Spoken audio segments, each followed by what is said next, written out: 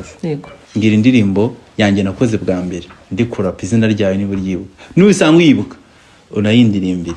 Ndi mu ishyamba, ndi mu rugamba, ndimo ndashaka kwambika ikamba, ndimo ndashaka kwimara icyaka, maranye imyaka cya muzika, ndimo ndashaka kwiyubaka, nkora amateka ya muzika, ndimo ndashaka kwiyubaka, nkora amateka ya muzika.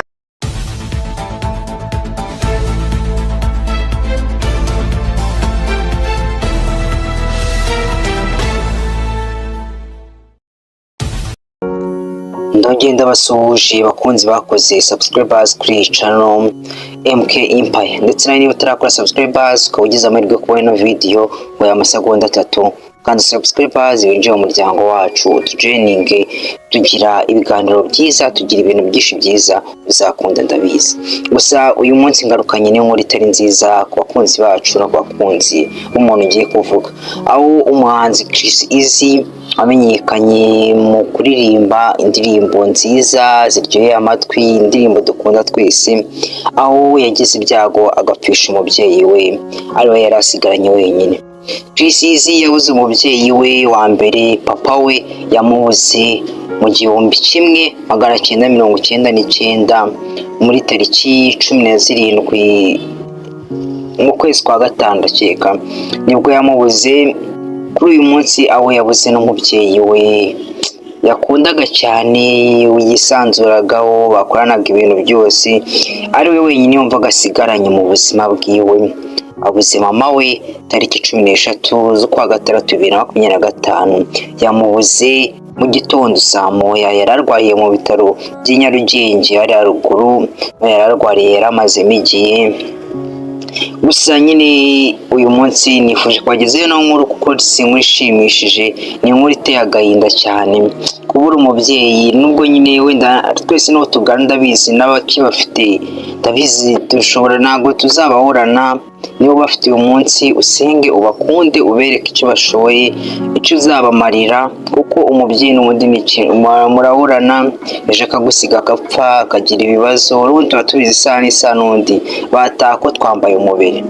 Gusa uyu musore ikintu kibabaje cyane ni uko mama we yapfuye Chris Easy atari mu Rwanda, yari yagiye hanze, yari yagiye mu gitaramo cyo kuririmbira muri Nigeria aho yari yatumiwe.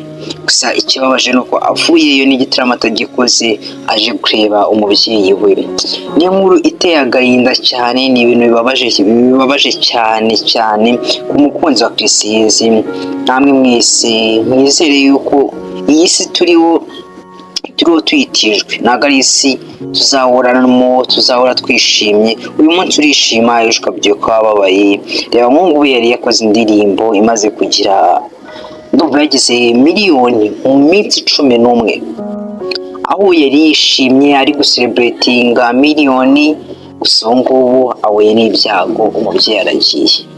Gusa ku bakunzi ba Chris Easy umufata mu mugongo, be strong, rest in peace, mwibutse kabisa kagifite abakunzi. Ntago ari wenyine, ahangaye uyu muntu abuze umubyeyi atangira kwiba, kumva ko nta kintu asigaranye, ubuzima bumurangiriyeho, buri kimwe cyose kirangiye.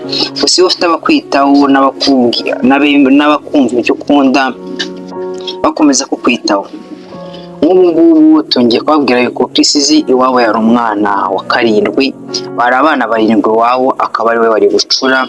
Yarafite bakuru be 2 nabo bitabye Imana, yarasigaranye abana 5 iwabo, ari wa 5 afite mushiki we asigaranye wenyine, abandi ari abahungu akunda kubi, aramukunda cyane. Ndakeka ari we muntu Chris Easy asigaranye agiye gufata nk'umubyeyi we, kuko uyu muntu akuruta umufata nk'umubyeyi wawe mu muco wa Kinyarwanda. Aho Chris Easy na management yiwe ariyo yabitangaje kuri uyu munsi, ariyo yabyibwiriye igihe.com, bibwira yuko ibi byago ari ukuri, ntabwo ari ibi bya bintu umuntu aza ngo kuri YouTube ngavuze yuko ngo umuntu yapfuye amubeshyera. Angayo ibyo bintu ntabwo tubinyuzeho, tunyuzeho ibintu by'ukuri kugira ngo sometime natwe niduterana imbere tuzigira tubivuga ati umuntu wenda natwe dushyizeho ibintu ibi, kandi gushyiraho ibintu utakoze buriya umuntu n'umwanzi mubi cyane, n'umuntu n'umugome biteye ubwoba. Gusa niba wari umukunzi wa Chris Easy komeza umukunde ubishyiremo imbaraga n'ukuri mu moyo rest in peace. Ababasha kugira aho bashyingurira barashyingurira urusororo, ababasha kugerayo mwese mugereyo. Bakunzi biwe gusa umufata umugongo ntabwo ari ibintu byoroshye ngo ku isi aryo sigara nk'imfubyi ukavuga ati maybe nta n'icyizere cyose nsigaranye, kumva Imana kumva ibintu byose birarangiye. Gusa iyo ufite Imana, iyo wize gusenga, iyo wibuka yuko hari uwamuzanye ku isi akaba ari nawe umucyuye, usubiza umutima mu gituro ukavuga ngo nuko Imana iri kumwe nanjye. Nubwo umubyeyi wo ku isi agiye, ako mu ijuru arahari kandi ntajya apfa, ahoraho iteka, azahoraho kugeza n'ubu aracyariho, yabuzeho, twari tumusanga tuzamusiga, ngo ni ukuri nako tuzamusanga. Mana wumve ko kuba ufite Imana byonyine biruta byinshi muri iyi si, biruta bimukeneye, biruta amafaranga, biruta umubyeyi. Ubu ngubu dufite umubyeyi uruta abandi babyeyi, abo twese tuzasanga igihe nikigera. Niyo mpamvu dukwiye kumufata mu mugongo tukamwibutsa yuko ari Imana mu buzima bwacu. Ubuzima bwacu bwubaha Imana, ubuzima umunezero pe. Ikibazo cyose wahura nacyo ndabizi, isi ni ibibazo n'ibyishimo. Uyu munsi ushobora kwishimisha ukabyuka wababaye. Ndabizi nshaka gukora nk'iyi video kubera abantu bayikunze, ndavuze tuno muntu ari gukora ibiganiro by'ukuri byiza mukacaringa, nkabyuka mbona video ya boostinze yakunzwe. Gusa ibyo ngibyo nabishimiye Imana kubera gukora nyine wizeye yuko Imana uyu munsi si byakunze ko ejo bizakunda. Icyo kintu kiruta ibintu byinshi muri iyi si. Gusa niba uzi ko nawe ufite ubushobozi bukomeye cyane, ganiriza management ya Chrisizi, uyisapotinge, uyifashe, ikiriyo kigende neza, umubyeyi wamushyingure mu mahoro, bigenda amahoro. Gusa Imana ni ibirimo, Imana ifite ibintu byinshi kandi Imana itanga umugisha. Nzi neza nashidikanya yuko abagiye bazaba heza kuruta we yarari. Kuri sanse Imana ijuru nta mubabaro ubayo, nta mibabaro nta n'agahinda bibayo, nukuriwe Imana nyine.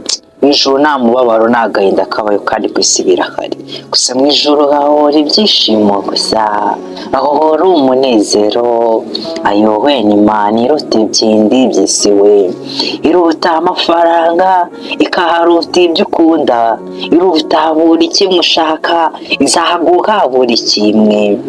Nyine ubuzima ni ubusa, isi uzi ko ufite Imana buri kimwe cyose kigenda mu nzira zacyo.